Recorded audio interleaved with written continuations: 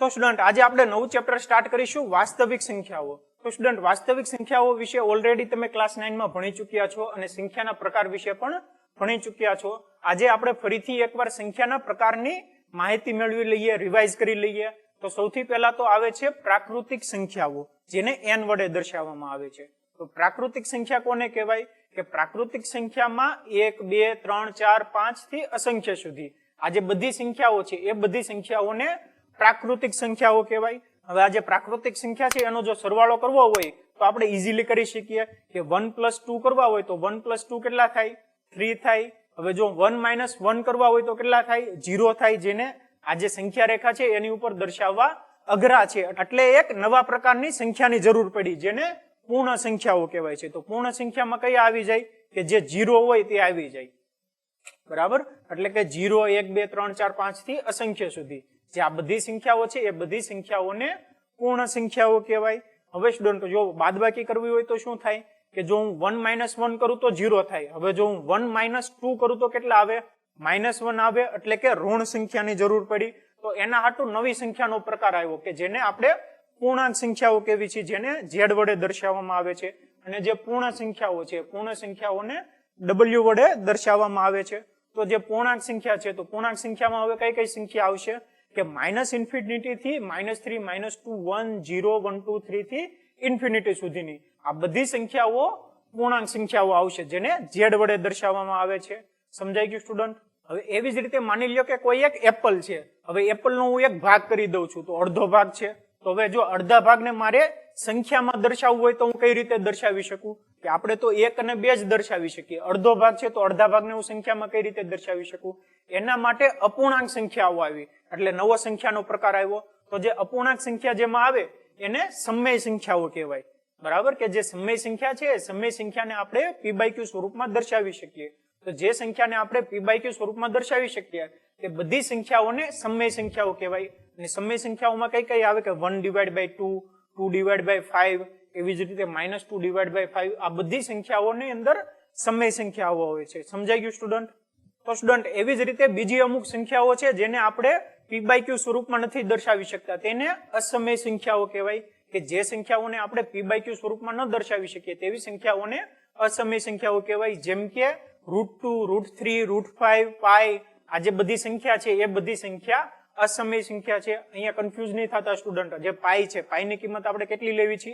22/7. એને તો p/q સ્વરૂપે દર્શાવી શક્યા, પણ જે 22/7 કિંમત છે એ 22/7 કિંમત એપ્રોક્સિમેટલી છે, એક્ઝેક્ટ પાઈની કિંમત તે નથી.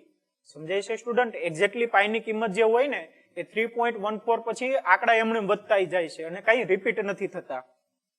સમજાઈ ગયું સ્ટુડન્ટ? તો જે અસમય સંખ્યા છે, અસમય સંખ્યામાં કઈ કઈ આવે? કે √2, √3, √5, પાઈ, એ બધી સંખ્યાને અસમય સંખ્યાઓ કહેવાય. અને સ્ટુડન્ટ આ જે સમય સંખ્યા છે, સમય સંખ્યા અને અસમય સંખ્યા એ બંને સંખ્યા બનીને વાસ્તવિક સંખ્યા બનાવે છે. સમજાઈ ગયું સ્ટુડન્ટ? તો હવે અહીંયા જો શું છે કે જે પ્રાકૃતિક સંખ્યા છે એ પ્રાકૃતિક સંખ્યામાં 1 થી ઇન્ફિનિટી સુધીની બધી નંબર આવે. અને જે પૂર્ણ સંખ્યા છે પૂર્ણ સંખ્યામાં 0, 1, 2, 3 થી ઇન્ફિનિટી. એટલે કે બધી પ્રાકૃતિક સંખ્યા પૂર્ણ સંખ્યાઓ છે. સમજાય છે સ્ટુડન્ટ? તમને આલેખ ઉપરથી સમજી શકો છો કે બધી પ્રાકૃતિક સંખ્યા પૂર્ણ સંખ્યાઓ છે અને બધી પૂર્ણ સંખ્યા અને પ્રાકૃતિક સંખ્યા એ પૂર્ણાંક સંખ્યાઓ છે. અને બધી પૂર્ણાંક સંખ્યા એ સમય સંખ્યા છે. અને સમય સંખ્યા અને અસમય સંખ્યા એ બંને ભેગા થઈને વાસ્તવિક સંખ્યા બનાવે છે. સમજાઈ ગયું સ્ટુડન્ટ?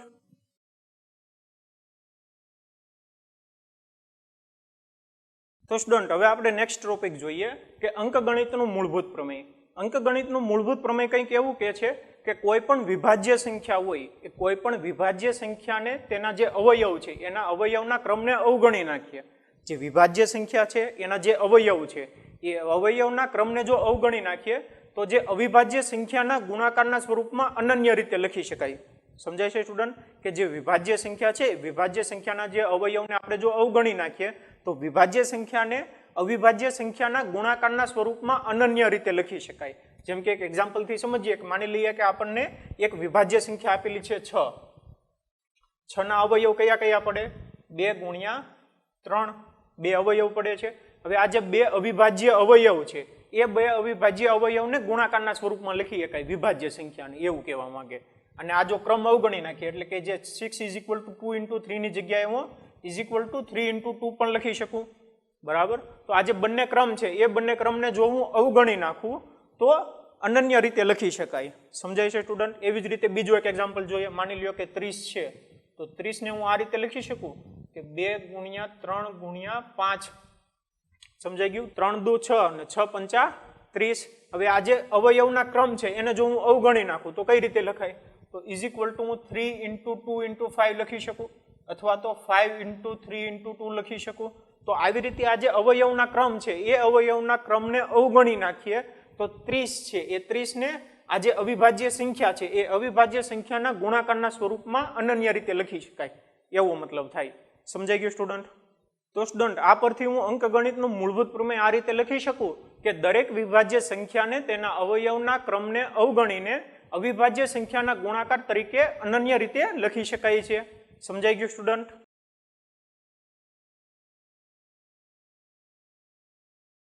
તો સ્ટુડન્ટ હવે આપણે નેક્સ્ટ ટોપિક જોઈએ કે અવિભાજ્ય સંખ્યાઓ. તો સ્ટુડન્ટ અવિભાજ્ય સંખ્યા કોને કહેવાય? કે અવિભાજ્ય સંખ્યા એટલે કે એવી સંખ્યા કે જે સંખ્યાને ભાગી ન શકાય તેવી સંખ્યાને અવિભાજ્ય સંખ્યા કહેવાય. અથવા તો બીજી ડેફિનેશન એવી છે કે અવિભાજ્ય સંખ્યા એટલે કે એવી સંખ્યા કે જે સંખ્યાના બે અવયવ હોય.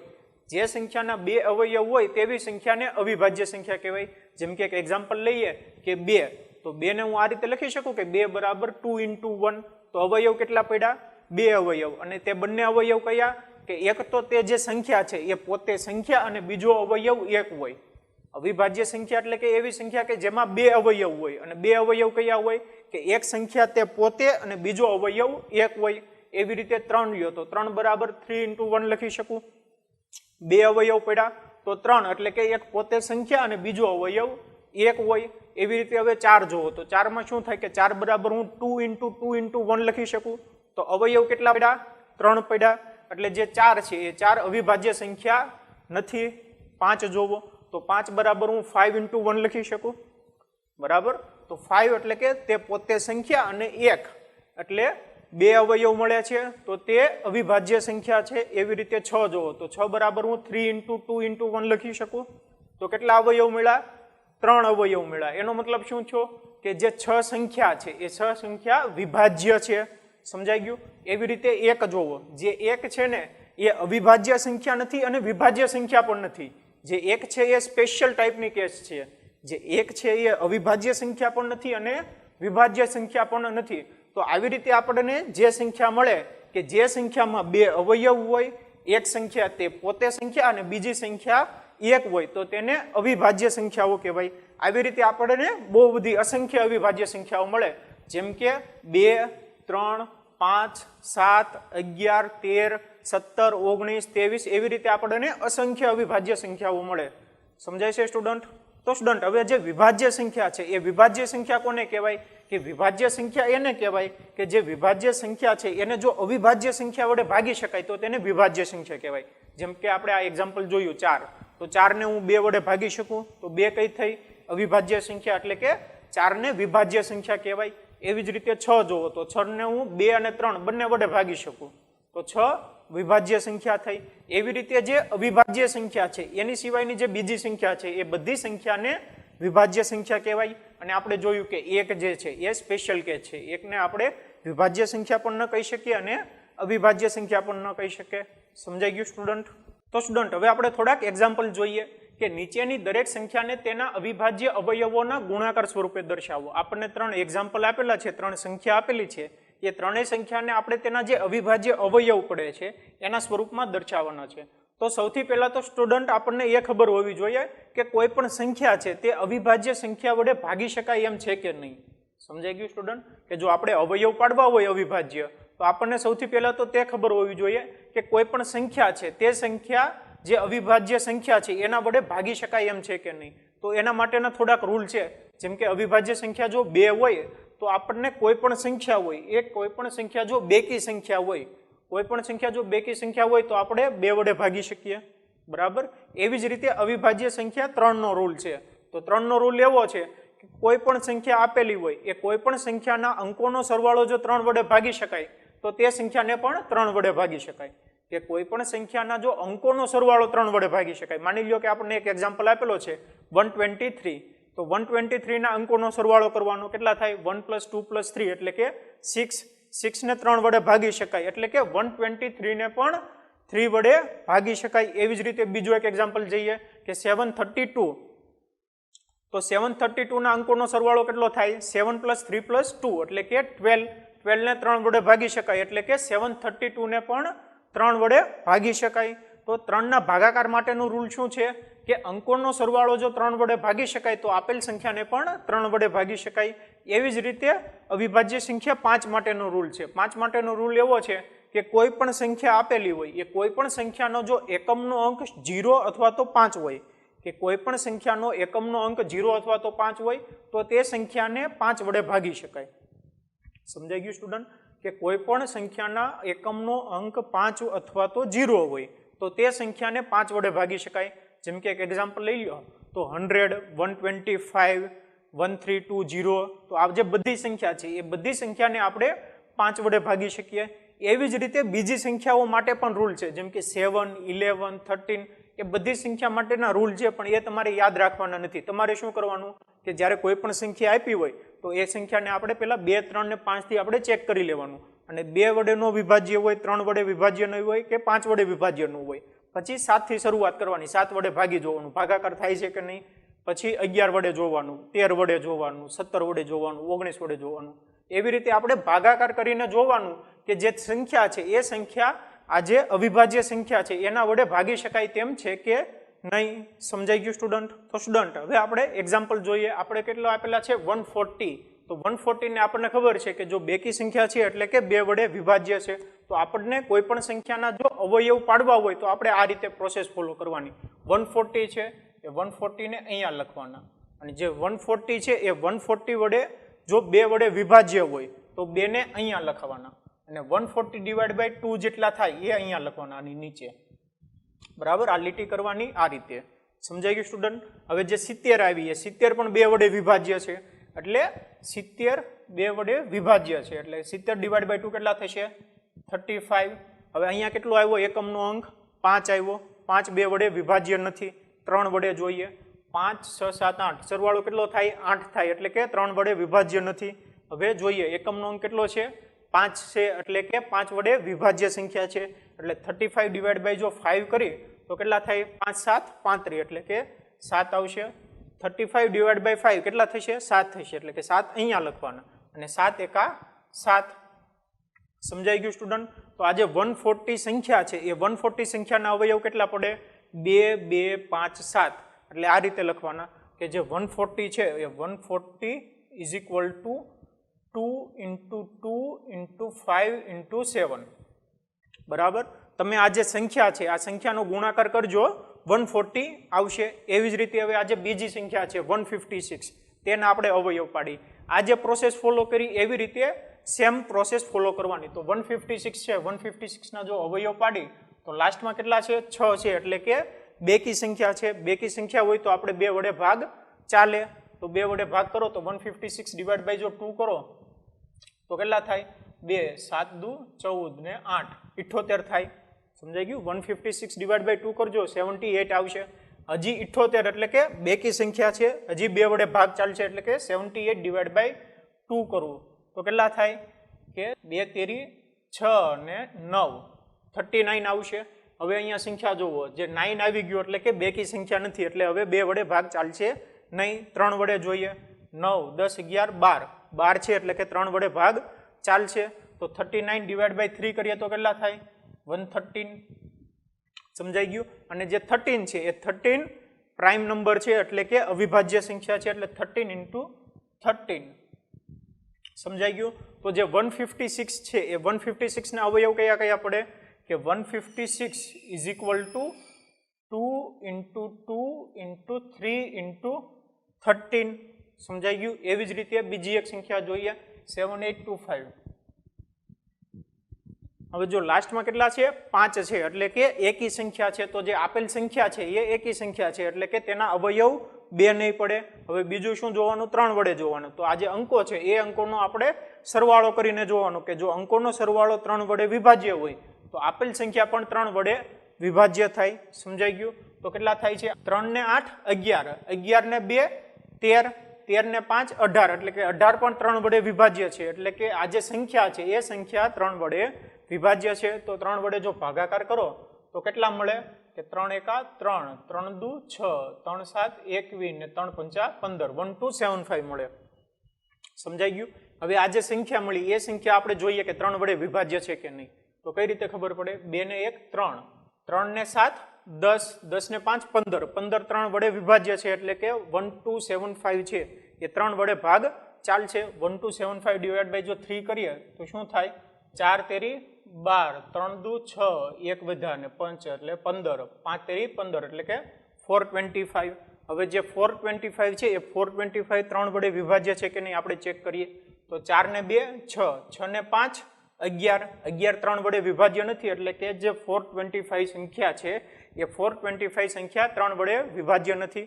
હવે 5 નું જોઈએ, લાસ્ટ ડિજિટ જોવો 5 છે. એનો મતલબ શું થયો? કે જે સંખ્યા છે એ સંખ્યા 5 વડે વિભાજ્ય છે. એટલે આપણે ડિવાઈડ બાય 5 કરીએ. 425 ડિવાઈડ બાય 5 કરીએ તો શું થાય? 5 8 40, વિધા કેટલા? 2 ને 5 25, 55 25, 85 વધે.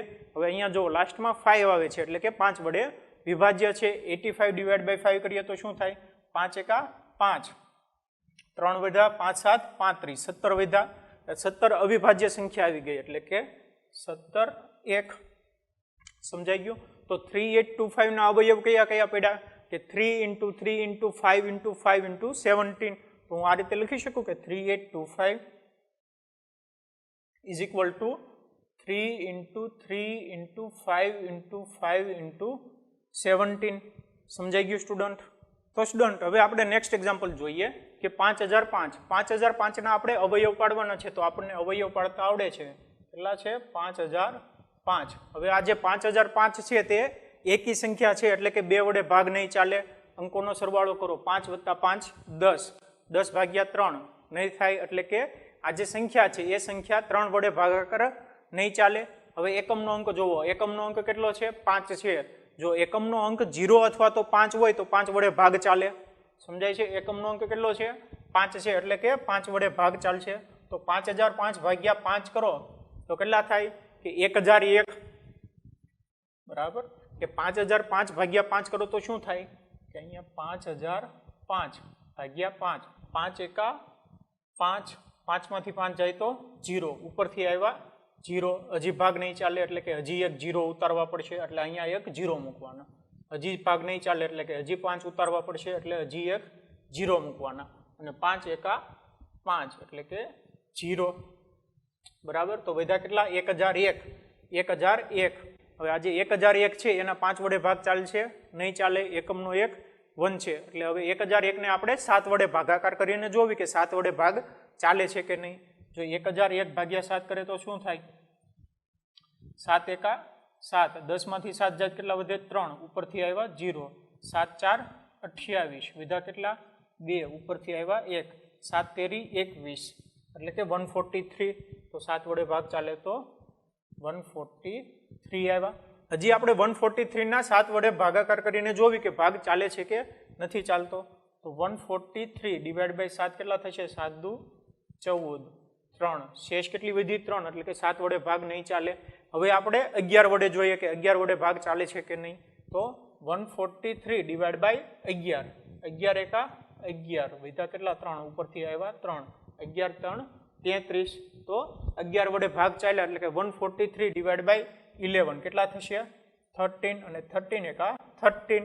તો આપણને આ જે અવયવ આવ્યા એ અવયવ 5005 ના અવયવ પડે છે. તો હું આ રીતે લખી શકું કે 5005 બરાબર કેટલા થયા? 5 × 7 × 11 × 13. સમજાઈ ગયું સ્ટુડન્ટ? તો સ્ટુડન્ટ હવે આવી જ રીતે બીજો એક એક્ઝામ્પલ જોઈએ કે 7429. 7429 ના આપણે અવયવ પાડવાના છે. તો સ્ટુડન્ટ જો 7429 ના અવયવ પાડવા હોય તો આપણને અવયવ પાડતા આવડે છે. કઈ રીતે લખવાના? કે 7429.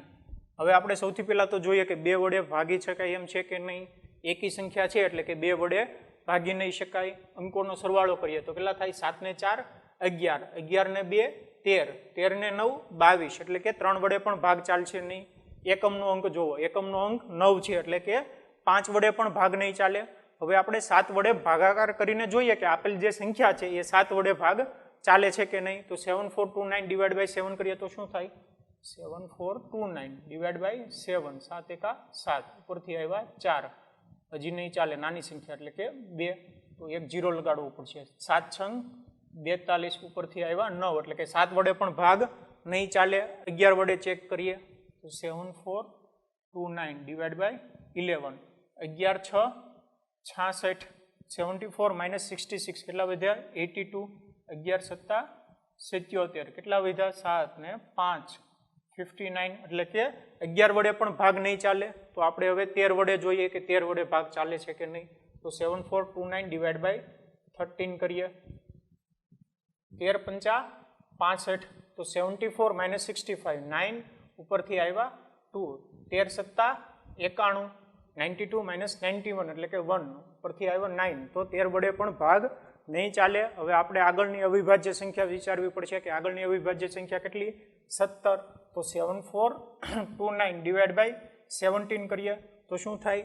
તો 17 ચોક 68, 74 માઇનસ 68 કેટલા થાય? 6, 2, 17 તેરી 51, 62 માઇનસ 51 એટલે કે 11, ઉપરથી આવ્યા 9, 17 7 119 એટલે કે 17 વડે ભાગ ચાલશે. તો 7429 ડિવાઈડ બાય જો 17 કરીએ તો કેટલા વધે? 437. હજી આજે 437 આવ્યા, એ 437 ડિવાઈડ બાય આપણે 17 કરીને જોવું જોઈશે કે ભાગ ચાલે છે કે નહીં. તમે ભાગાકાર 17 કરીને જોજો, ભાગ નહીં ચાલે. એટલે હવે આગળની અવિભાજ્ય સંખ્યા 17 પછી અવિભાજ્ય સંખ્યા કઈ આવે? કે 19 આવે. તો ભાગ ચાલશે. તમે ભાગાકાર કરીને જોજો કે 437 ડિવાઈડ બાય 19 કરશો તો ભાગ ચાલશે. અને કેટલા વધશે? 23, બરાબર. અને જે 23 આવ્યા એ 23 અવિભાજ્ય સંખ્યા છે, એટલે કે 23 into 23 કેટલા વધ્યા? 1. તો આજે 7429 છે એ 7429 ની જે અવિભાજ્ય સંખ્યામાં અવયવ કયા કયા પડે? 17, 19 અને 23. હું લખી શકું કે 7429 is equal to 17 into 19 into 23. સમજાઈ ગયું સ્ટુડન્ટ? તો સ્ટુડન્ટ હવે આપણે અવિભાજ્ય અવયવીકરણની રીતથી કોઈ પણ સંખ્યાના લઘુત્તમ સામાન્ય અવયવ અને ગુરુત્તમ સામાન્ય અવયવ કઈ રીતે મેળવવા તે આપણે જોઈએ. કે આ જે મેથડ છે એ મેથડ તમે ઓલરેડી આગળના ધોરણમાં ભણી ચૂક્યા છો કે કોઈ પણ સંખ્યા આપેલી હોય તો તે સંખ્યાના લઘુત્તમ સામાન્ય અવયવ અને ગુરુત્તમ સામાન્ય અવયવ અવિભાજ્ય અવયવીકરણની રીતથી કઈ રીતે મેળવવા. આપણે એક એક્ઝામ્પલથી સમજીએ કે અવિભાજ્ય અવયવીકરણ પદ્ધતિથી 510 અને 92 નો ગુરુત્તમ સામાન્ય અવયવ અને લઘુત્તમ સામાન્ય અવયવ શોધો. બરાબર. તો સૌથી પહેલા તો આપણે શું કરીશું કે સૌથી પહેલા તો આપણને જે સંખ્યા આપી હોય એ સંખ્યાના આપણે અવયવ પાડી નાખવાના. કે ગમે ત્યારે અવિભાજ્ય અવયવીકરણની રીતથી આવે તો જે સંખ્યા આપી હોય તે સંખ્યાના સૌથી પહેલા તો આપણે અવયવ પાડી દેવાના. અને અવયવ પાડતા આપણે હમણાં ભણી ચૂક્યા છીએ. આપણને કોઈ પણ સંખ્યા આપી હોય તો તેના અવયવ પાડતા આપણને આવડે છે. તો અહીંયા કેટલા આપ્યા છે? 510. તો 510 ના આપણે અવયવ પાડવાના છે. 510 ના અવયવ કઈ રીતે પાડી શકીએ? આપણને ખબર છે કે સૌથી પહેલા તો આપણે 2 વડે ચેક કરીશું. સંખ્યા કેટલી છે? બેકી સંખ્યા છે એટલે કે 2 વડે ભાગ ચાલશે. તો 510 ભાગ્યા જો હું 2 કરું તો કેટલા થાય? 255 થાય. 510 ભાગ્યા 2 કરો તો 255 થશે. અને 255 બેકી સંખ્યા નથી એટલે કે 2 વડે ભાગ નહીં ચાલે. 3 વડે જોઈએ. 3 વડે ભાગ ક્યારે ચાલે? કે આ જે સંખ્યા છે એ સંખ્યાના અંકોનો સરવાળો જો 3 વડે વિભાજ્ય હોય તો આ સંખ્યા પણ 3 વડે વિભાજ્ય હોય. અંકોનો સરવાળો કરો કેટલા થાય? 5 ને 5 10 ને 2 12. 3 વડે વિભાજ્ય એટલે કે આ સંખ્યા 3 વડે વિભાજ્ય છે. તો 255 ભાગ્યા 3 કરીએ તો શું થાય? કે 8, 8 તેરી 24, 15, 85. બરાબર. કે 255 ડિવાઈડ બાય 3 કરો તો 85 આવે છે. હજી આપણે 3 વડે ચેક કરીએ તો 8 ને 5 13 એટલે કે 3 વડે ભાગ ચાલશે નહીં. હવે એકમનો અંક જોવો. એકમનો અંક કેટલો છે? 5 છે. 0 અથવા તો 5 હોય તો 5 વડે ભાગ ચાલે. કેટલા છે? 85 એટલે કે 5 વડે ભાગ ચાલશે. 85 ડિવાઈડ બાય 5 કેટલા થાય? તો 5 એકા 5, 3 85, 5 7 35, 17 વધે. 85 ડિવાઈડ બાય 5 કરો તો 17 આવે. હવે 17 એટલે કે ખુદ જ અવિભાજ્ય સંખ્યા છે એટલે કે 17 એકા 17. તો આપણને જે 510 છે એ 510 ના અવયવ કયા કયા મળ્યા? 2, 3, 5 અને 17. આપણે લખી દઈએ કે 510 બરાબર શું થશે? કે 2 ગુણ્યા 3 ગુણ્યા 5 ગુણ્યા 17. એવી જ રીતે આપણે 92 ના અવયવ પાડીએ. 92 ના અવયવ પાડો તો શું થાય કે 92. હવે આ જે સંખ્યા છે એ સંખ્યા બેકી સંખ્યા છે એટલે 2 વડે ભાગ ચાલશે. તો 92 ડિવાઈડ બાય 2 કેટલા થશે? 2 4 8 1 ને 2 એટલે 46. 92 ડિવાઈડ બાય 2 46 થાય. 46 છે બેકી સંખ્યા છે એટલે હજી 2 વડે ભાગ ચાલશે. તો 46 છે જો 2 વડે ભાગ ચાલે તો કેટલા વધે? 2 30 23. અને જે 23 છે એ 23 અવિભાજ્ય સંખ્યા છે એટલે કે આગળ ભાગ નહીં ચાલે. 23 into 1. તો જે 92 છે એ 92 બરાબર હું આ રીતે લખી શકું કે 92 is equal to 2 into 2 into 23 is equal to 2 નો વર્ગ ગુણ્યા 23. સમજાઈ ગયું? તો હવે સ્ટુડન્ટ બીજું શું કરવાનું કે આપણે જે બંને સંખ્યા છે એ બંને સંખ્યાના આપણે અવયવ પાડી લીધા. હવે બીજું શું મેળવવાનું છે કે ગુરુત્તમ સામાન્ય અવયવ અને લઘુત્તમ સામાન્ય અવયવ. તો સૌથી પહેલા તો ગુરુત્તમ સામાન્ય અવયવ કે ગુરુત્તમ સામાન્ય અવયવ કઈ રીતે મેળવવો? તો આ જે બંને સંખ્યા છે એ બંને સંખ્યાના જે અવયવ આવ્યા એ અવયવમાં જોવાનું કે સામાન્ય અવયવ કયો છે, કે આ જે બંને સંખ્યા છે એ બંને સંખ્યામાં સામાન્ય અવયવ કયો છે જોવાનું. તો સામાન્ય અવયવ જોયો કયો છે? 2 છે. જ્યારે આપણે ગુરુત્તમ સામાન્ય અવયવ મેળવતા હોય ગુસા ત્યારે આ જે બંને સંખ્યા છે એ બંને સંખ્યામાં જે સામાન્ય અવયવ છે તે સામાન્ય અવયવ જોવાનો. સામાન્ય અવયવ કયો છે? 2 છે. તો 2 ની જે ઓછી ઘાત હોય નાની ઘાત હોય તે પદ લેવાનું. બરાબર? અહીંયા જે 2 ની નાની ઘાત હોય તે પદ લેવાનું. તો ગુસા કેટલો થાય? ગુસા 2 થાય. 2 ની નાની ઘાત કઈ થાય? 1 થાય. અને 2 નો અહીંયા વર્ગ છે એટલે કે મોટી ઘાત છે 2 ઘાત છે. 2 ની અહીંયા 1 ઘાત છે એટલે કે ગુરુત્તમ સામાન્ય અવયવ કેટલો થયો? 2 થયો. સમજાઈ ગયું સ્ટુડન્ટ? હવે આપણે લસા મેળવીએ. તો લસા કોને કહેવાય? કે લસા એમ કહેવાય કે આ જે બંને સંખ્યા છે એ બંને સંખ્યાના બધા અવયવ લેવાના. અહીંયા કોમન નહીં લેવાના. કયા લેવાના? બધા અવયવ લેવાના. તો બધા અવયવ લ્યો તો શું થાય કે 2 ગુણ્યા 3 ગુણ્યા 5 ગુણ્યા 17 ગુણ્યા 23 થાય. બરાબર?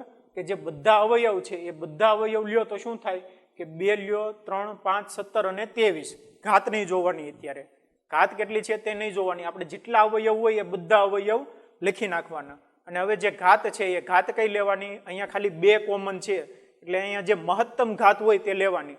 એટલે કે જે 2 છે 2 ની મહત્તમ ઘાત કેટલી છે? 2 છે એટલે કે 2 નો વર્ગ લેવાનો. 2 ની વર્ગ કરી નાખવાનો. સમજાઈ ગયું? સૌથી પહેલા શું કર્યું કે જ્યારે લસા ગોતતા હોય ત્યારે આપણે જે બધા અવિભાજ્ય અવયવ મળ્યા એ બધા અવિભાજ્ય અવયવ લખી નાખવાના. ઉપર અહીંયા ઘાત નહીં જોવાની અને બધા અવિભાજ્ય અવયવ લખી નાખ્યા તો કયા કયા થાય? 2 થાય. અહીંયા ફરીવાર 2 આવે એટલે કે ફરીવાર નહીં લખવાનું. તો 2 3 5 17 અને 23. પછી શું કરવાની? ઘાત જોવાની. ઘાત કઈ હોય? જે મોટી ઘાત હોય તે લખવાની. મોટી ઘાત કેટલી છે? 2 છે એટલે 2 નો વર્ગ કરી નાખવાનો. સમજાઈ ગયું? હવે કેટલો આવ્યો કે 2 નો વર્ગ ગુણ્યા 3 ગુણ્યા 5 ગુણ્યા 17 ગુણ્યા 23. આ જે બધી સંખ્યા છે એ બધી સંખ્યાનો ગુણાકાર કરો તો કેટલો થાય? 23460. આ જે બધી સંખ્યા છે એ બધી સંખ્યાનો જો ગુણાકાર કરશો તો તમને મળશે 23460. સમજાઈ ગયું સ્ટુડન્ટ? કે લસા અને ગુસા કઈ રીતે મેળવવો? ફરીથી એકવાર રિપીટ કરી દઉં કે જે ગુસા છે તો આ જે બંને સંખ્યા છે એ બંને સંખ્યામાં જે કોમન વિભાજ્ય હોય તે જોવાના. કોમન કેટલા છે? સામાન્ય 2 છે બંનેમાં એટલે ખાલી 2 જ જોવાના. અને 2 ની ઘાત કઈ લેવાની? 2 ની ઘાત એવી લેવાની કે જે બંને સંખ્યા છે એ બંને સંખ્યામાં જે નાની ઘાત હોય તે લેવાની. અહીંયા 2 નો વર્ગ છે અને અહીંયા 2 ની 1 ઘાત છે. નાની સંખ્યા કઈ? 2 ની 1 ઘાત એટલે કે ગુરુત્તમ સામાન્ય અવયવ બરાબર 2 ની 1 ઘાત થાય. અને લસા કઈ રીતે લેવાના? કે આ જે બંને સંખ્યા છે એ બંને સંખ્યાના બધા અવિભાજ્ય લેવાના. કે તમામ અવિભાજ્ય અવયવમાં જે મહત્તમ ઘાત હોય તે લેવાની. અહીંયા જો 2 3 5 17 23 બધી અવિભાજ્ય સંખ્યાનો ગુણાકાર કર્યો અને જે એની ઘાત છે ઘાત કઈ લેવાની? જે મહત્તમ ઘાત હોય તે લેવાની. અહીંયા 2 નો વર્ગ છે એટલે કે 2 નો વર્ગ વાળું પદ લેવાનું. સમજાઈ ગયું સ્ટુડન્ટ? હવે સ્ટુડન્ટ બીજું એક મહત્વનું વાત. હવે આ જે લસા મળ્યો અને ગુસા મળ્યો એ બંનેનો ગુણાકાર કરો તો આ બંનેનો ગુણાકાર કેટલો થાય? 46920. જે લસા મળ્યો અને ગુસા મળ્યો એ બંનેનો ગુણાકાર કરો તો લસા ગુણ્યા ગુસા થાય 46920. અને જે 46920 મળે તમે 510 અને 92 નો ગુણાકાર કરો તો પણ તમને આ જ સંખ્યા મળે 46920. સમજાઈ ગયું સ્ટુડન્ટ? આપણે શું કર્યું કે આ જે લસા મળ્યો અને ગુસા મળ્યો એ બંનેનો જો ગુણાકાર કરો તો કેટલો મળે? 46920. અને તમે 510 અને 92 નો ગુણાકાર કરો તો પણ તે 46920 જ મળે. એનો મતલબ શું છો એના ઉપરથી આપણે આવું સૂત્ર લખીએ કે કોઈ પણ બે સંખ્યા હોય a અને b, તો ab નો લસાઅ અને ગુસાઅ ab નો બરાબર a ઇન્ટુ b થાય. સમજાઈ ગયું સ્ટુડન્ટ? તો સ્ટુડન્ટ હવે આપણે નેક્સ્ટ એક્ઝામ્પલ જોઈએ કે અવિભાજ્ય અવયવીકરણ પદ્ધતિથી 26 અને 91 નો ગુરુત્તમ સામાન્ય અવયવ અને લઘુત્તમ સામાન્ય અવયવ શોધો અને ગુરુત્તમ સામાન્ય અવયવ અને લઘુત્તમ સામાન્ય અવયવ બરાબર બંને પૂર્ણાંકોનો ગુણાકાર થાય તેમ ચકાસો. હવે આ એક્ઝામ્પલ જુઓ, આ એક્ઝામ્પલ પણ આગળના એક્ઝામ્પલ જેવો જ છે. આપણે શું કરીશું કે જે બંને સંખ્યા છે એ બંને સંખ્યાના આપણે અવયવ પાડીશું અને પછી તેના ઉપરથી આપણે ગુરુત્તમ સામાન્ય અવયવ અને લઘુત્તમ સામાન્ય અવયવ મેળવીશું. તો સૌથી પહેલા તો 26 નો આપણે અવયવ પાડીએ. તો 26 ના અવયવ કઈ રીતે પાડવાના? 26 છે કઈ સંખ્યા છે? બેકી સંખ્યા એટલે કે 2 વડે ભાગ ચાલશે. તો 26 ડિવાઇડ બાય 2 કરીએ તો કેટલા થાય? 13 થાય બરાબર. અને 13 તે ખુદ અવિભાજ્ય સંખ્યા છે એટલે 13 ઇન્ટુ 13 1 બરાબર. હવે 91 ના આપણે ભાગ પાડીએ. તો 91 ના જો અવિભાજ્ય અવયવ પાડવા હોય તો સૌથી પહેલા તો તે એકી સંખ્યા છે એટલે કે 2 વડે ભાગ નહીં ચાલે. અને 9 + 1 10 છે એટલે કે 3 વડે પણ ભાગ નહીં ચાલે. અને છેલ્લે જોઈએ 0 અને 5, એકમનો અંક 0 નથી અને 5 નથી એટલે કે 5 વડે પણ ભાગ નહીં ચાલે. આપણે હવે 7 વડે ચકાસીએ કે 91 ડિવાઇડ બાય જો હું 7 કરું તો કેટલા થાય?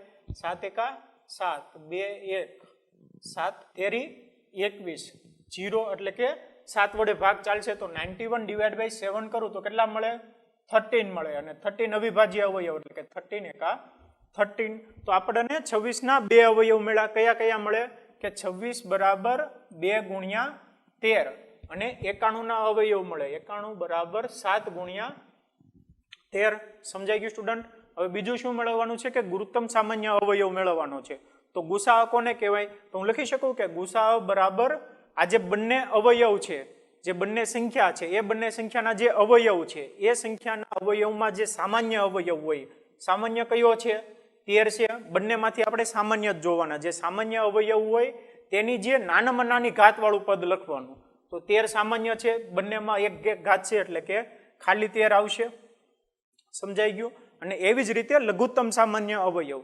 તો લઘુત્તમ સામાન્ય અવયવ શું થશે કે આ જે બંને સંખ્યા છે એ બંને સંખ્યાના તમામ અવયવ, અહીંયા સામાન્ય લીધા યાદ રાખજો, અને અહીંયા તમામ અવયવ લેવાના. તો તમામમાં કયા કયા આવે? કે 2 ગુણ્યા 7 ગુણ્યા 13 બધા અવયવ આવી ગયા. હવે જે ઘાત છે એ ઘાત કઈ લેવાની? જે મહત્તમ ઘાત હોય તે લેવાની. અહીંયા જો મહત્તમ ઘાત કેટલી? 1 છે એટલે 2 ની 1 ઘાત આવશે. 7, 7 ની 1 ઘાત આવશે. અને 13 ની પણ 1 જ ઘાત આવશે. સમજાઈ ગયું સ્ટુડન્ટ? હવે આજે ત્રણેયનો ગુણાકાર કરો તો કેટલો થાય? 7 દુ 14. 13 ગુણ્યા 14 કેટલા થાય? અહીંયા કેલ્ક્યુલેશન કરી નાખો કે 13 ઇન્ટુ 14, 0 3 1 4 તેરી 12, 4 એકા 4 ને 1 5 એટલે 281, 182. કેટલા મળે?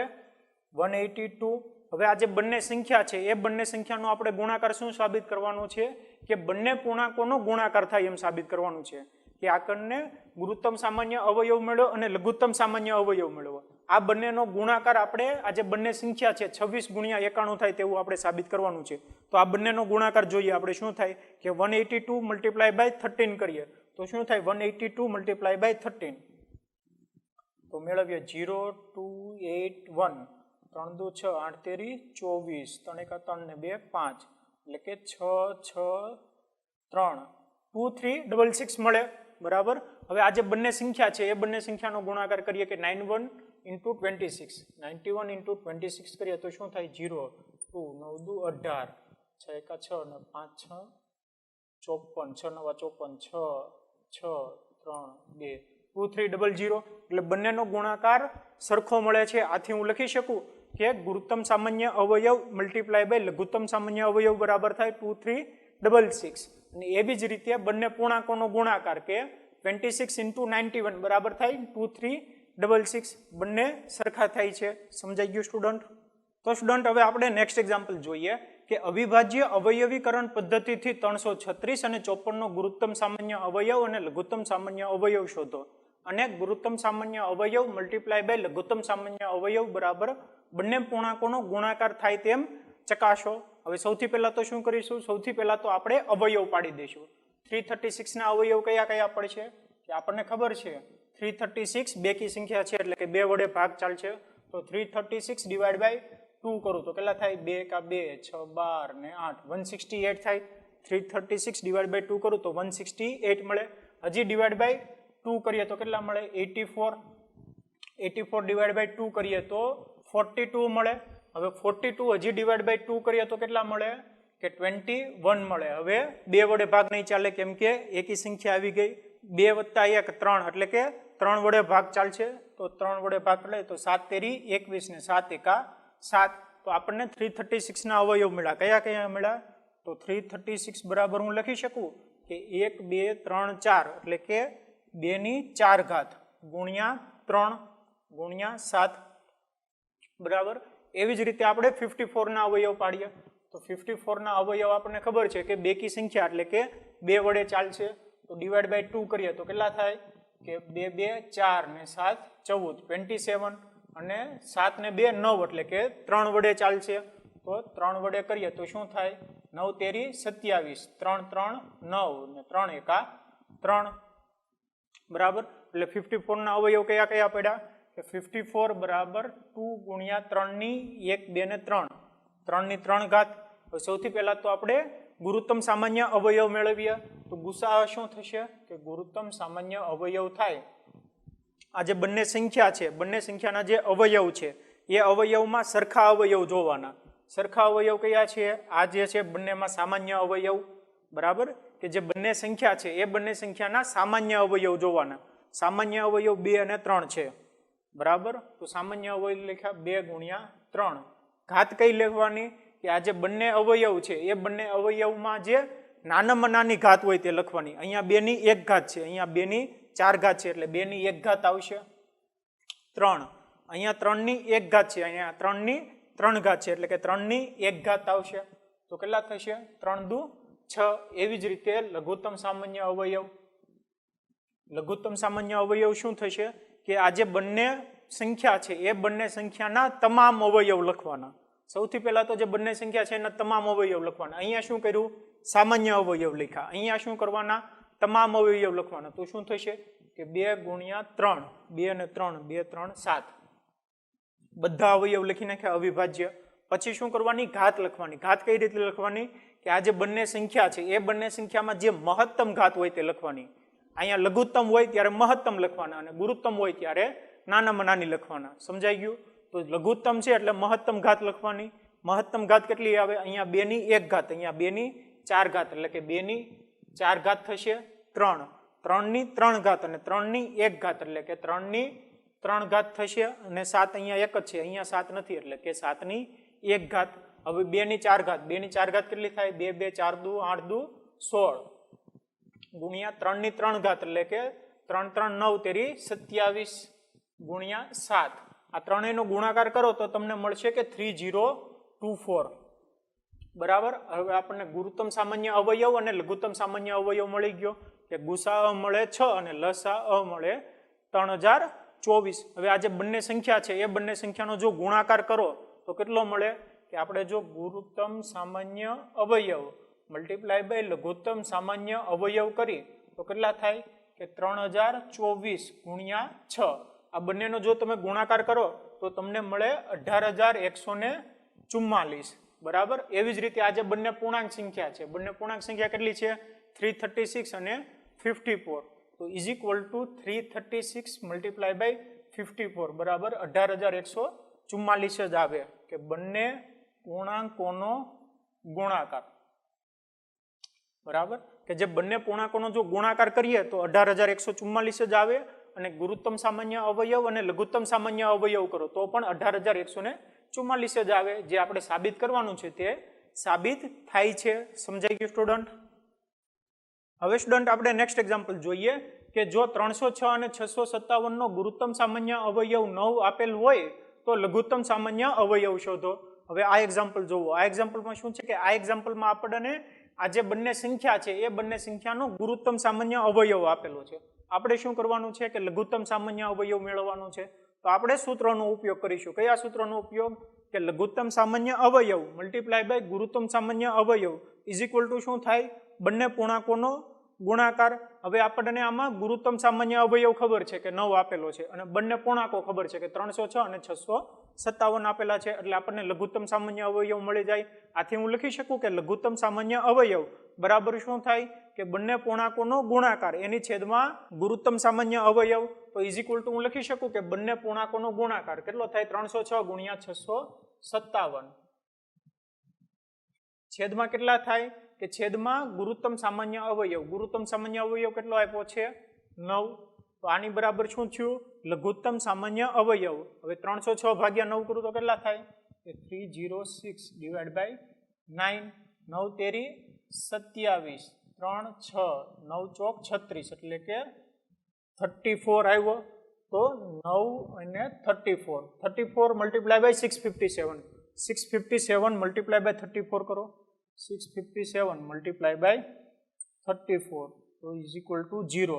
7 તેરી 1 2 5 3 15 16 17 6 તેરી 18 ને 1 19 7 4 28 5 4 20 21 ને 22 6 4 24 ને 2 26 તો 8 3 3 1 9 ને 10 11 12 22,338 તો કેટલો આવશે કે 22,338 એટલો લઘુત્તમ સામાન્ય અવયવ મળ્યો. સમજાઈ ગયું સ્ટુડન્ટ? તો સ્ટુડન્ટ હવે આપણે નેક્સ્ટ ટાઈપના એક્ઝામ્પલ જોઈએ કે નીચે આપેલ પૂર્ણાંકોના અવિભાજ્ય અવયવની રીતે ગુરુત્તમ સામાન્ય અવયવ અને લઘુત્તમ સામાન્ય અવયવ શોધો. અહીંયા જુઓ, અહીંયા આપણને 3 એક્ઝામ્પલ આપેલા છે, પણ આ જે એક્ઝામ્પલ છે એ એક્ઝામ્પલમાં 2 ની જગ્યાએ આપણને 3 સંખ્યા આપી છે. કે આપણને 3 સંખ્યા આપી છે, 3 સંખ્યાના આપણે ગુરુત્તમ સામાન્ય અવયવ અને લઘુત્તમ સામાન્ય અવયવ મેળવવાના છે.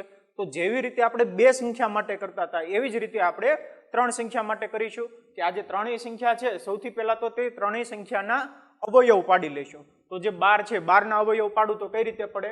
અહીંયા 12 નાની સંખ્યા છે એટલે કે આપણે ભાગાકારની ઓલી જે મેથડથી કરતા હતા તે રીતે કરવાની જરૂર નથી, આપણે ડાયરેક્ટલી કરી શકશું. કે જે 12 છે તો હું લખી શકું 6 ગુણ્યા 2 12 અને 6 ના પાછા અવયવ પડે 3 દુ 6 એટલે કે 3 ગુણ્યા 2 ગુણ્યા 2. એવી જ રીતે 15 ના અવયવ પાડો તો 15 ના અવયવ પાડો તો 5 તેરી 15 ડાયરેક્ટલી 2 જ અવયવ પડે. 21 ના અવયવ પાડો તો જો 21 ના અવયવ પડે 7 ગુણ્યા 3 7 તેરી 21.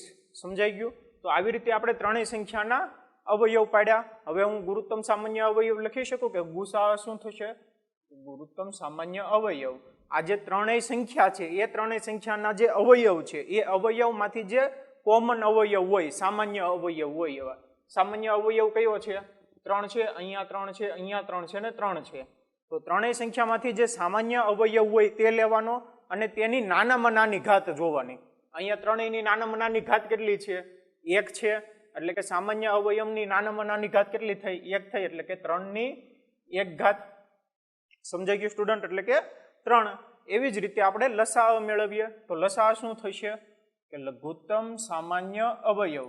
લઘુત્તમ સામાન્ય અવયવમાં શું હોય કે આ જે 3 સંખ્યા છે એ 3 સંખ્યાના અવયવના બધાય અવયવ, દરેક અવયવ, તમામ અવયવ બરાબર કે આ બધાય અવયવ લઈ લેવાના. કેટલા થાય? 2 ગુણ્યા 3 ગુણ્યા 5 ગુણ્યા 7 બધાય અવયવ લખી નાખ્યા. હવે જે એની ઘાત છે એ ઘાત કેવી લખવાની? કે જે મહત્તમ ઘાત હોય તે લખવાની. અહીંયા જોવો 2 ની કેટલી ઘાત છે? 2 નો વર્ગ છે. અને હું ઇઝ ઇક્વલ ટુ આ રીતે લખી શકું કે ઇઝ ઇક્વલ ટુ 3 × 2 નો વર્ગ. એટલે કે 2 ની 2 ઘાત છે તો 2 ની કેટલી ઘાત આવશે? 2 ઘાત આવશે. અને બીજા બધામાં 3 5 અને 7 ની 1 1 ઘાત જ છે. એટલે કે 2 નો વર્ગ ગુણ્યા 3 ગુણ્યા 5 ગુણ્યા 7. તો 2 નો વર્ગ કરો તો કેટલો થાય? 4. 4 તેરી 12. 12 ગુણ્યા 5 7 35. 12 ગુણ્યા 35 કરો તો કેટલા થાય? 420. એટલે કે 420. તો આ જે 3 સંખ્યા છે એ 3 સંખ્યાનો ગુરુત્તમ સામાન્ય અવયવ 3 મળે અને લઘુત્તમ સામાન્ય અવયવ 420 મળે. એવી જ રીતે આ 3 સંખ્યાનો મેળવીએ તો અહીંયા જુઓ આ જે 3 સંખ્યા છે એ 3 સંખ્યા ઓલરેડી તેના અવિભાજ્ય સંખ્યામાં છે. એટલે જો 17 ના અવયવ પાડવા જાય તો કયા કયા આપણે? 17 ના અવયવ જ ન પડે. કેમ? કેમ કે જે 17 છે એ પોતે જ અવિભાજ્ય સંખ્યા છે.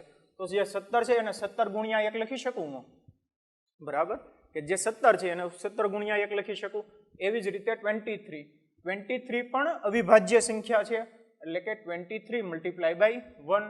એવી જ રીતે 29 પણ અવિભાજ્ય સંખ્યા છે. સમજાય છે કે આ જે 3 સંખ્યા આપી છે એ 3 અવિભાજ્ય સંખ્યા આપેલી છે. એટલે કે 29 તો 29 ગુણ્યા 1.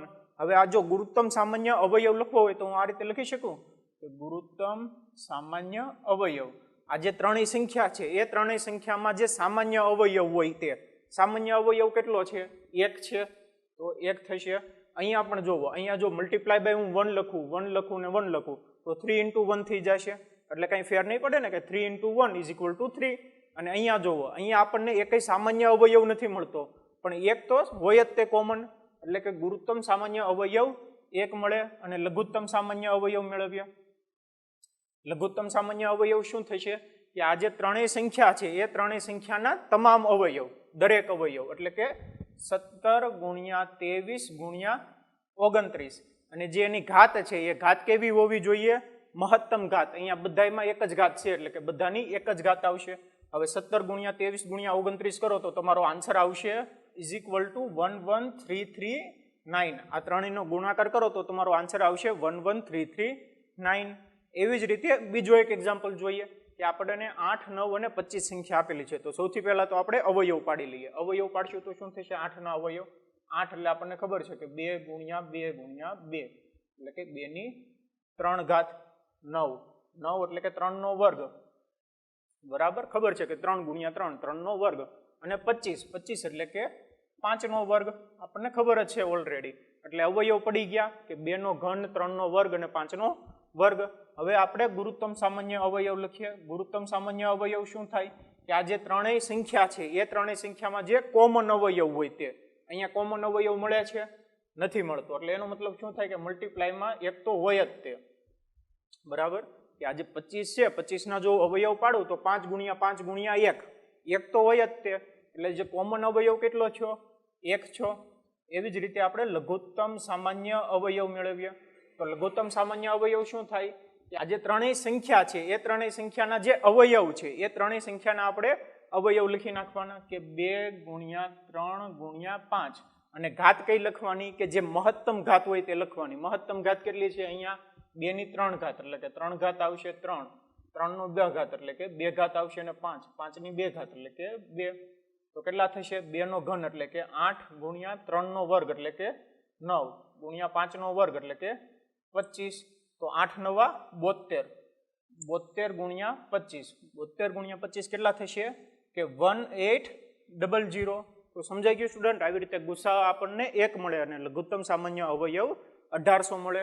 તો સ્ટુડન્ટ અહીંયા જોયું શું થાય છે કે અહીંયા આપણને 2 સંખ્યાની જગ્યાએ 3 સંખ્યા આપી હોય તો મૂંઝાવાની જરૂર નથી, ડરવાની જરૂર નથી. જો 2 સંખ્યાની જગ્યાએ 3 સંખ્યા આપી હોય તો પણ આપણી જે પ્રોસેસ છે એ પ્રોસેસ ફોલો થશે. અને બીજી એક મહત્વની વાત, આપણે જ્યારે 2 સંખ્યા હોય ત્યારે જોયું હતું કે લઘુત્તમ સામાન્ય અવયવ મલ્ટીપ્લાય બાય ગુરુત્તમ સામાન્ય અવયવ બરાબર બંને સંખ્યાનો ગુણાકાર.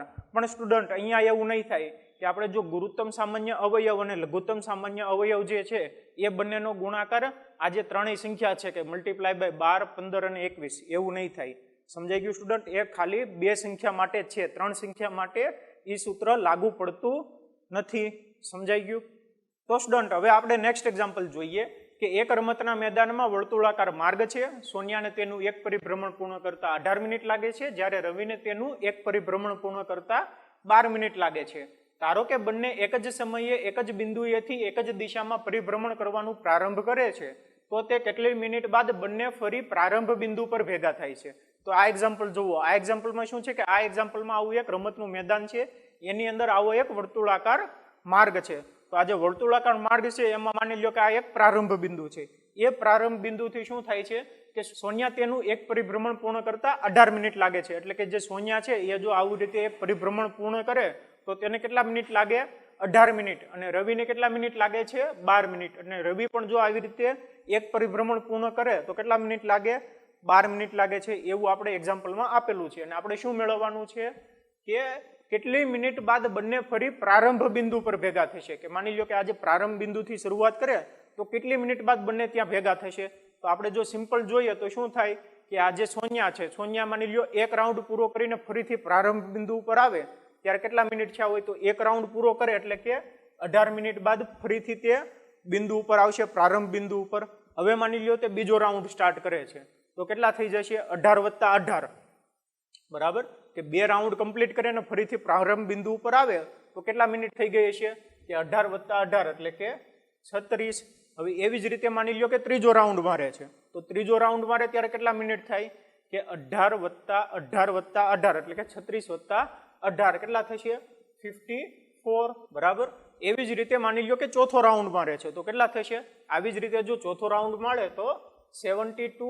એવી રીતે આગળ વધતા જાય. સમજાય છે કે જે સોનિયા છે જો પહેલો રાઉન્ડ કમ્પ્લીટ કરે 18 મિનિટમાં, 2 રાઉન્ડ કમ્પ્લીટ કરે 36 મિનિટમાં, 3 રાઉન્ડ કમ્પ્લીટ કરે 54 મિનિટમાં, 4 રાઉન્ડ કમ્પ્લીટ કરે 72 મિનિટમાં. હવે આપણે જોઈએ કે રવિનું શું થાય છે કે રવિ 12 મિનિટ પછી એક રાઉન્ડ આખું કમ્પ્લીટ કરે. તો જે રવિ છે એ રવિએ માની લો કે એક રાઉન્ડ કમ્પ્લીટ કર્યું તો કેટલી મિનિટ લાગે 12 મિનિટ. એવી જ રીતે એ બીજું રાઉન્ડ કમ્પ્લીટ કરે તો કેટલી મિનિટ લાગે 24 મિનિટ. એવી જ રીતે તે ત્રીજું રાઉન્ડ કમ્પ્લીટ કરે છે તો કેટલી મિનિટ લાગે 12 વત્તા 12 વત્તા 12 એટલે કે 24 વત્તા 12 એટલે કે 36 મિનિટ. એવી જ રીતે હવે માની લ્યો તે ચોથું રાઉન્ડ કમ્પ્લીટ કરે છે તો તેને કેટલી મિનિટ લાગે તો 36 વત્તા 12 એટલે કે 48 મિનિટ. હવે અહીંયા જુઓ શું થાય છે કે તે જે રવિ છે એ રવિ 12 મિનિટ પછી ફરીથી પ્રારંભ બિંદુ ઉપર આવશે, 24 મિનિટે પ્રારંભ બિંદુ ઉપર હશે અને 36 મિનિટે પ્રારંભ બિંદુ હશે. એટલે એનો મતલબ શું થયો કે જે છત્રી છે એ છત્રી ઉપર રવિ પ્રારંભ બિંદુ એ હશે અને જે સોનિયા છે એ સોનિયા પણ 36 મિનિટ બાદ પ્રારંભ બિંદુ હશે. એટલે આપણને આન્સર મળી ગયો કે કેટલી મિનિટ બાદ બંને ફરી પ્રારંભ બિંદુ પર ભેગા થશે, એટલે કે 36 મિનિટ બાદ બંને પ્રારંભ બિંદુ ઉપર ભેગા થશે. હવે સ્ટુડન્ટ અહીંયા જોવો કે આપણે શું કર્યું કે અહીંયા જે 18 છે અને અહીંયા જે 12 છે આપણે 12 નો ઘડિયો લખતા ગયા કે 12 દુ 24, 12 તેરી 36, 12 ચોક 48. એવી રીતે 18 નો ઘડિયો લખતા ગયા અને જે સંખ્યા પહેલી મેચ થઈ જાય છે તે સંખ્યાએ આ જે બંને છે સોનિયા અને રવિ તે મેચ થઈ જાય છે. સમજાઈ ગયું સ્ટુડન્ટ? હવે આ જે 18 અને 12 જે સંખ્યા છે એ બંનેનો જો આપણે લઘુત્તમ સામાન્ય અવયવ મેળવી તો પણ તે 36 જ આવે. સમજાય છે સ્ટુડન્ટ કે જો 12 અને 18 છે બંને સંખ્યાનો જો આપણે લઘુત્તમ સામાન્ય અવયવ મેળવી તો પણ તે 36 જ આવે. આપણે અવયવીકરણની રીતથી આપણને બંને સંખ્યાનો લઘુત્તમ સામાન્ય અવયવ મેળવતા આવડે છે તો આપણે મેળવી દઈએ કે શું થાય. ચાલો આપણે જોઈએ. તો 18 છે તો જો હું 18 નો અવયવ પાડું તો કયા કયા પડશે કે 9 ગુણ્યા 2, 9 દુ 18 બરાબર 3 ગુણ્યા 3 ગુણ્યા 2 એટલે કે 3 નો વર્ગ ગુણ્યા 2. એવી જ રીતે 12 ના અવયવ પાડો તો શું બને કે 12 બરાબર 4 ગુણ્યા 3, 4 તેરી 12 બરાબર 2 નો વર્ગ ગુણ્યા 3.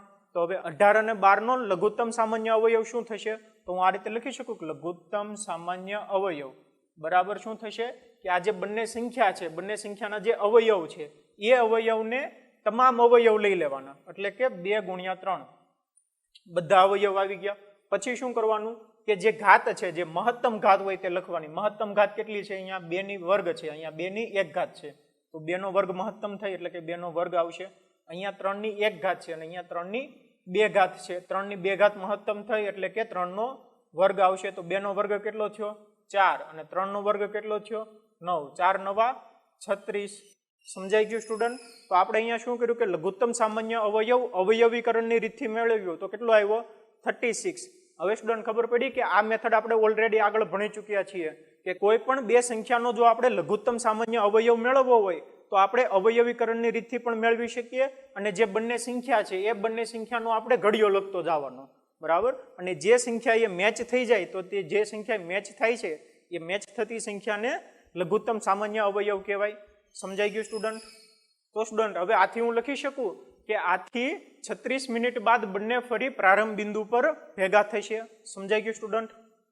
તો સ્ટુડન્ટ હવે આપણે નેક્સ્ટ એક્ઝામ્પલ જોઈએ કે કોઈક પ્રાકૃતિક સંખ્યા n માટે 6 ની n ઘાતનો અંતિમ અંક શૂન્ય થાય કે નહીં તે ચકાસો. હવે આ એક્ઝામ્પલ જોવો. આ એક્ઝામ્પલમાં શું છે કે આ એક્ઝામ્પલમાં આપણે એવું ચકાસવાનું છે કે કોઈ એક સંખ્યા આપેલી છે 6 ની n ઘાત, એનો અંતિમ અંક શૂન્ય થાય કે નહીં તે ચકાસો. હવે માની લ્યો કે આપણને કોઈ એક સંખ્યા આપેલી છે કે જેનો અંતિમ અંક શૂન્ય છે તો એનો મતલબ શું થાય કે માની લ્યો કે 10, 20, 30, 80 એવી રીતે કોઈ પણ સંખ્યા આપી છે જેનો અંતિમ અંક શૂન્ય હોય તો જો અંતિમ અંક શૂન્ય હોય તો એનો મતલબ શું થયો કે જે અંતિમ અંક શૂન્ય હોય તો તે 10 વડે વિભાજ્ય છે. આ જે બધી સંખ્યા છે એ 10 વડે વિભાજ્ય છે. જેનો અંતિમ અંક શૂન્ય હોય એ બધી સંખ્યાઓ 10 વડે વિભાજ્ય હોય અને જો 10 વડે વિભાજ્ય હોય તો 10 ના 2 ભાગ કયા પડે 5 ગુણ્યા 2 એટલે કે તે 5 અને 2 બંને વડે વિભાજ્ય હશે. એટલું સમજાઈ ગયું સ્ટુડન્ટ? તો સ્ટુડન્ટ આથી હું લખી શકું કે જો કોઈ સંખ્યાનો અંતિમ અંક શૂન્ય હોય તો તે સંખ્યા 10 વડે વિભાજ્ય હોય એટલે કે તે 2 અને 5 વડે પણ વિભાજ્ય થાય, કારણ કે 10 બરાબર 5 ગુણ્યા 2. હવે અહીંયા જુઓ શું આપેલું છે કે આપણને સંખ્યા આપેલી છે 6 ની n ઘાત. જે 6 ની n ઘાત સંખ્યા છે તો એને હું આ રીતે લખી શકું કે 6 ની n ઘાત બરાબર 2 ગુણ્યા 3 આખાની n ઘાત. 6 ના આપણે અવયવ પાડ્યા 2 ગુણ્યા 3, તો ઇઝ ઇક્વલ ટુ હું લખી શકું કે 2 ની n ઘાત ગુણ્યા 3 ની n ઘાત. સમજાઈ ગયું સ્ટુડન્ટ? તો અહીંયા જુઓ શું થાય છે કે 2 ની n ઘાત આવે છે, એટલે કે જે અવયવ આવે છે અવિભાજ્ય અવયવ, એ અવિભાજ્ય અવયવમાં 2 આવે છે પણ 5 આવતા નથી. જો અંતિમ અંક 0 હોય તો અવિભાજ્ય અવયવમાં 2 અને 5 આવવા કમ્પલસરી છે. સમજાઈ ગયું સ્ટુડન્ટ? જો 2 અને 5 આવતા હોય તો જ તે સંખ્યાનો અંતિમ અંક 0 હોય. હવે અહીંયા જુઓ આ જે સંખ્યા છે એ સંખ્યામાં અવિભાજ્ય જે સંખ્યા છે એ અવિભાજ્ય સંખ્યામાં 2 અને 3 આવે છે, એટલે કે 2 તો આવે છે પણ 5 આવતા નથી. એટલે એનો મતલબ શું થયો કે જે 6 ની n ઘાત છે એ 6 ની n ઘાત નો અંતિમ અંક 0 શક્ય નથી. આથી હું લખી શકું કે 6 ની n ઘાત નો અંતિમ અંક 0 શક્ય નથી, કારણ કે 6 ની n ઘાત ના અવિભાજ્ય અવયવમાં 5 આવતા નથી. સમજાઈ ગયું સ્ટુડન્ટ? તો સ્ટુડન્ટ આવી જ રીતે બીજો એક એક્ઝામ્પલ હું તમને હોમવર્કમાં આપું છું. તમારે હોમવર્કમાં કરવાનો છે કે કોઈક પ્રાકૃતિક સંખ્યા n માટે 4 ની n ઘાત નો અંતિમ અંક 0 થાય કે નહીં તે ચકાસો. બરાબર? એમાં પણ આ જે એક્ઝામ્પલ છે એ સેમ એક્ઝામ્પલ લાગુ પડશે. હવે અંતિમ અંક 0 હોય તો તેના અવિભાજ્ય જે અવયવ પડે, અવિભાજ્ય અવયવમાં 5 અને 2 હોવા જરૂરી છે. અહીંયા કેટલી છે? 4 ની n ઘાત, એટલે કે 4 ની n ઘાત હોય તો હું એને આ રીતે લખી શકું 2 ગુણ્યા 2 આખાની n ઘાત, એટલે કે 2 ની 2n ઘાત લખી શકું. બરાબર? કે જે 2 ગુણ્યા 2 ની n ઘાત હોય તો આ શું થાય કે ઇઝ ઇક્વલ ટુ 2 ની n ઘાત મલ્ટીપ્લાય બાય 2 ની n ઘાત, એટલે કે 2 ની n વત્તા n, એટલે કે 2 ની 2n ઘાત થાય. સમજાય છે સ્ટુડન્ટ? કે જે 4 ની n ઘાત હોય તો એ હું 2 ની 2n ઘાત લખી શકું. તો જે 2 ની 2n ઘાત છે એમાં અવિભાજ્ય અવયવ કેટલો આવ્યો? એક જ આવ્યો, જે 2 છે, પણ 5 અવિભાજ્ય અવયવ આવતા નથી. એટલે એનો મતલબ શું થયો કે જે 4 ની n ઘાત છે એ 4 ની n ઘાત નો અંતિમ અંક 0 હોય ન શકે. સમજાઈ ગયું સ્ટુડન્ટ? તો સ્ટુડન્ટ હવે આપણે નેક્સ્ટ એક્ઝામ્પલ જોઈએ કે સમજાવો કે 7 ગુણ્યા 11 ગુણ્યા 13 વત્તા 13 અને 7 ગુણ્યા 6 ગુણ્યા 5 ગુણ્યા 4 ગુણ્યા 3 ગુણ્યા 2 ગુણ્યા 1 વત્તા 5 એ શા માટે વિભાજ્ય સંખ્યાઓ છે? હવે આ એક્ઝામ્પલ જુઓ. આ એક્ઝામ્પલમાં શું આપ્યું છે કે આપણને બે સંખ્યાઓ આપેલી છે ગુણાકાર અને સરવાળાના સ્વરૂપમાં. એ બંને સંખ્યાઓ આપણે સાબિત કરવાનું છે કે તે વિભાજ્ય સંખ્યાઓ છે. હવે વિભાજ્ય સંખ્યાઓ ક્યારે કહેવાય? કે જ્યારે તે અવિભાજ્ય સંખ્યા ન હોય ત્યારે. અને અવિભાજ્ય સંખ્યા આપણે બંને સાબિત કરી દઈએ કે આ જે બંને સંખ્યા છે એ બંને સંખ્યા અવિભાજ્ય સંખ્યા નથી, તો એનો મતલબ શું થયો કે તે વિભાજ્ય સંખ્યા છે. અને અવિભાજ્ય સંખ્યા કોને કહેવાય? કે અવિભાજ્ય સંખ્યા એટલે કે એવી સંખ્યાઓ કે જે સંખ્યાના બે અવયવ પડતા હોય. અને બે અવયવ કયા કયા હોય? કે એક અવયવ એવો હોય કે તે ખુદ પોતે સંખ્યા અને બીજો અવયવ એક હોય. જે બે અવયવ પડતા હોય એ બે અવયવ કયા હોય? કે એક તો તે પોતે સંખ્યા અને બીજો અવયવ એક હોય, તો તેને અવિભાજ્ય સંખ્યાઓ કહેવાય. અને આપણે શું સાબિત કરવાનું છે? કે આ જે બંને સંખ્યા છે એ બંને સંખ્યા વિભાજ્ય છે તે સાબિત કરવાનું છે. તો હવે આ પહેલો એક્ઝામ્પલ જુઓ. શું આપ્યું છે કે 7 multiply by 11 multiply by 13 plus 13. હવે આ જે સંખ્યા છે આ સંખ્યામાં હું 13 કોમન લઈ શકું તો ઇઝ ઇક્વલ ટુ કેટલા થશે? 13. બ્રેકેટમાં કેટલા વધશે? કે 7 મલ્ટીપ્લાય બાય 11 પ્લસ 1 વધે. સમજાઈ ગયું સ્ટુડન્ટ? કે આપણે 13 કોમન લીધા તો અહીંયા 13 કોમન લઈ લો તો શું થાય? 7 into 11 પ્લસ 1. અહીંયા 13 કોમન લઈ લીધા એટલે પ્લસ 1 વધશે. તો ઇઝ ઇક્વલ ટુ કેટલા થયા? 13 into 7 into 11 77 પ્લસ 1 એટલે કે 78. હવે સ્ટુડન્ટ આજે જુઓ આ જે સંખ્યા છે એ સંખ્યાના કેટલા અવયવ મળ્યા? બે અવયવ મળ્યા, 13 અને 78. એનો મતલબ શું થયો કે આ જે સંખ્યા છે એ સંખ્યા અવિભાજ્ય સંખ્યા નથી. સમજાઈ ગયું સ્ટુડન્ટ? કેમ કે અવિભાજ્ય સંખ્યા માટે કેટલા અવયવ હોવા જોઈએ? બે અવયવ હોવા જોઈએ. કયા કયા? એક તો તે પોતે સંખ્યા અને બીજો અવયવ એક. એટલે આપેલ સંખ્યા વિભાજ્ય સંખ્યા છે કારણ કે બે કરતા વધારે અવિભાજ્ય અવયવ મળે છે. હવે નેક્સ્ટ એક્ઝામ્પલ જોઈએ કે શું આપ્યું છે કે 7 multiply by 6 multiply by 5 multiply by 4 multiply by 3 2 1 plus 5. બરાબર? તો આ જે આખી સંખ્યા છે આખી સંખ્યામાંથી હું 5 કોમન લઈ શકું. સમજાય છે સ્ટુડન્ટ? કે આ જે સંખ્યા છે આખી સંખ્યામાંથી હું 5 કોમન લઈ લઉં તો શું વધે? ઇઝ ઇક્વલ ટુ 5 કોમન લીધા તો અહીંયાથી 5 કોમન લઈ લીધા તો 7 multiply by 6 multiply by 4 3 2 plus 1 વધે તો ઇઝ ઇક્વલ ટુ કેટલા થાય? 5 ઇન્ટુ 7 છંગ 42. અહીંયા 42 ગુણ્યા 4 તેરી 12, 12 દુ 24, 24 ગુણ્યા 42, 24 ગુણ્યા 42 કરો તો કેટલા થાય કે 42 ગુણ્યા 24, 0 4 8 8 16, તો 8 0 1 8 9 10, 1008 થાય અને 1008 વત્તા 1 એટલે કે 1009. તો અહીંયા જુઓ કેટલા અવયવ મળે છે, એક તો 5 મળે ને બીજો 1009 મળે, એટલે કે 2 કરતા વધારે મળે છે. તો જે આપેલ સંખ્યા છે એ આપેલ સંખ્યાને વિભાજ્ય સંખ્યા કહેવાય. સમજાય છે સ્ટુડન્ટ? આથી હું લખી શકું કે જે આપેલ સંખ્યા છે એ વિભાજ્ય સંખ્યા છે, કારણ કે 2 કરતા વધારે અવયવ મળે છે. સમજાઈ ગયું?